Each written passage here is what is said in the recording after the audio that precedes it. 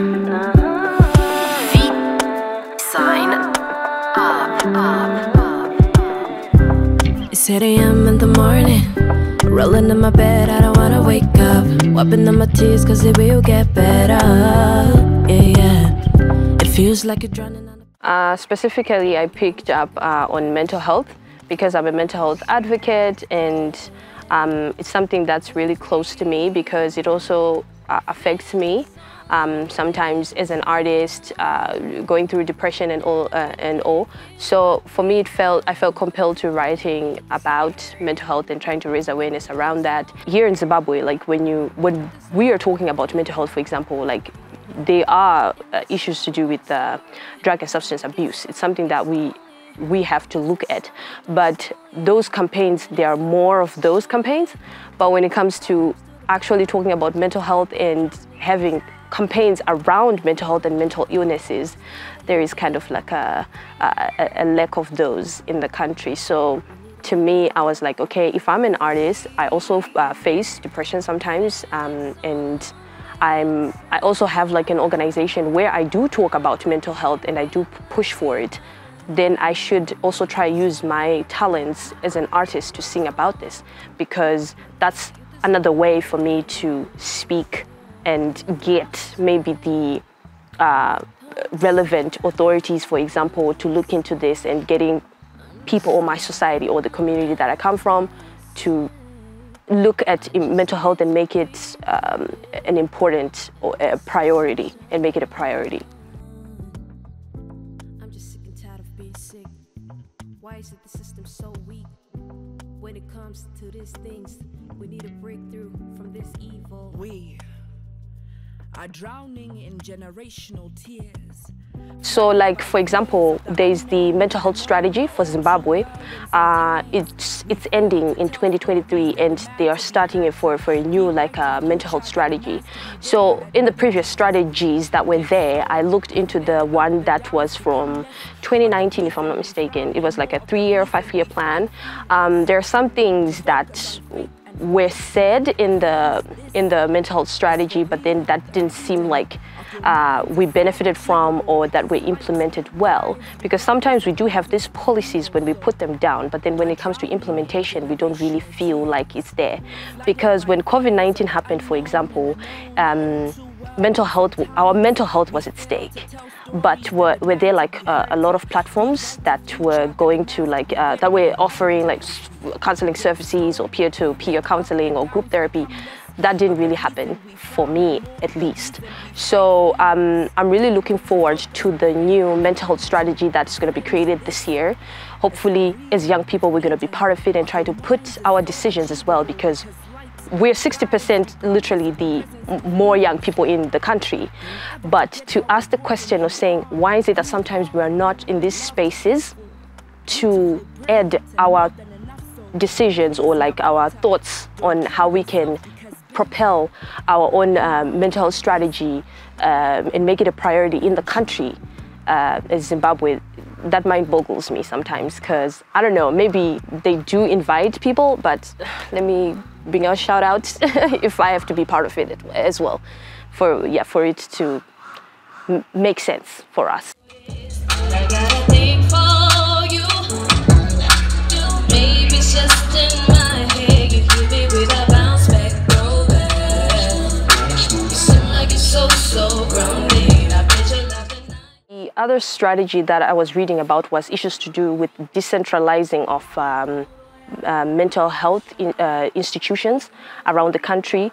We already know that we have Ingwicheni, the one at Parenyatwa and stuff. But my argument with that was we need to have more rehabilitation centers, and rehabilitation centers that don't feel like a cage or like a institution where crazy people just go to, because that's how it was like. So they tried to decentralize that and made people kuti vasaende koko vachifila kunge vaendeswa there out of their not willingly, kind of.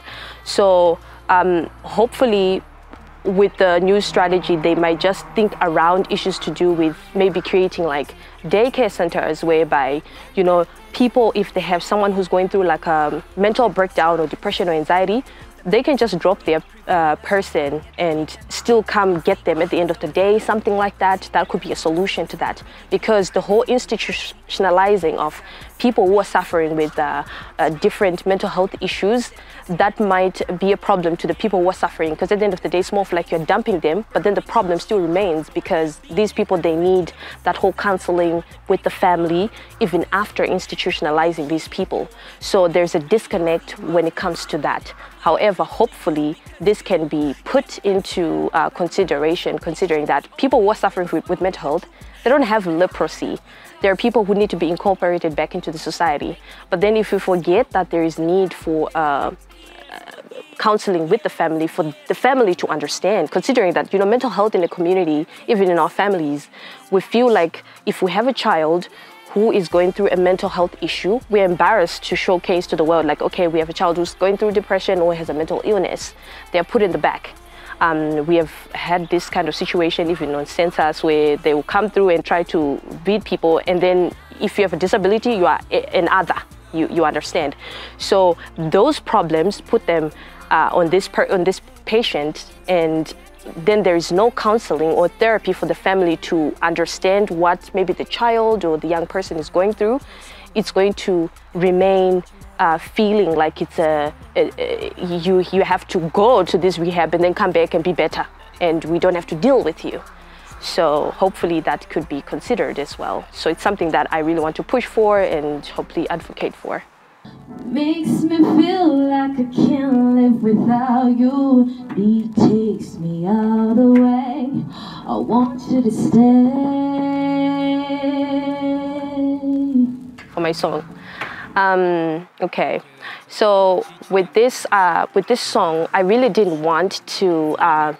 I was trying to avoid to make it boring, because the moment you start talking about like hard stuff, you know, social change, people are just like, okay, I don't think I want to listen to this song. So as an R&B artist, sometimes I try to mix with Afro pop here and there.